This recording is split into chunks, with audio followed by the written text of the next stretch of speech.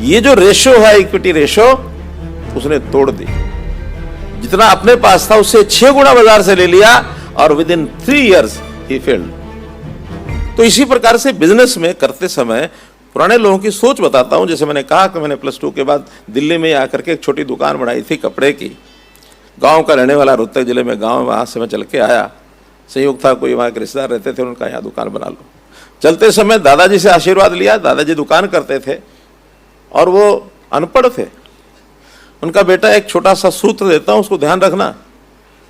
Business में करने जा रहे हो दिल्ली जैसे स्थान पर, आपको अगर अच्छा बिजनेस करोगे तो लोग उधार देने वाले बहुत आ जाएंगे, मेरा पैसा उधार लेकर के, और आप बिजनेस चालू करो। आपने अपने उधार की लिमिट रखनी है।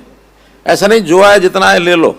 और लिमिट क्या है? अगर 1 रुपया तुम्हारे पास अपना है तो 1 रुपये से ज्यादा बाहर से, बाजार से उधार नहीं लेना है। 2 रुपए के बिजनेस में 1 रुपया तुम्हारा, 1 रुपया बाजार का।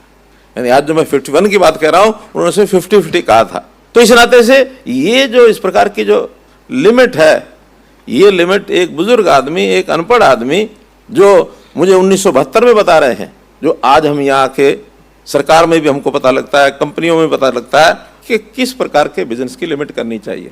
मैंने उस लिमिट को जारी रखा और मैं सफलता को मैंने प्राप्त किया।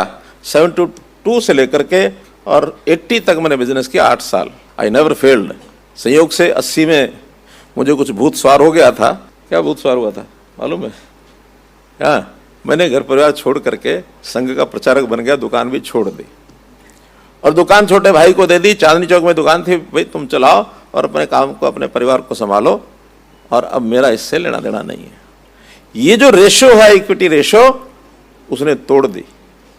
जितना अपने पास था उससे 6 गुना बाजार से ले लिया और with in 3 years he failed. आखिर उसको दुकान छोड़नी पड़ी, बिजनेस खत्म करना पड़ा।